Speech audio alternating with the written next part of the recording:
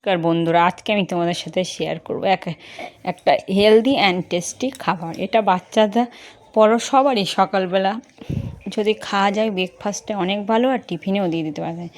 প্রথমে ছোলা, এটা খেলে একটা ডায়েটেরও কাজ হয়, আর বাচ্চাদের যদি টিফিনে এটা বানিয়ে দেন খেতে লোভনীয় লাগবে। প্রথমে আলু আর ছোলাটাকে আমি অল্প লবণ দিয়ে সিদ্ধ করে নিয়েছি। এবার আলু আর ছোলাটাকে ঢেলে দেবো। এতে আমি দিয়ে দেবো একটু গাজর কুচানো। প্রথমে দিয়ে দেবো এতে আমি গাজর কুচানো দিয়ে দিচ্ছি। তারপর আমি এতে দিয়ে দেবো এবারে টমেটো কুচানো। তারপর আমি এতে দিয়ে দেবো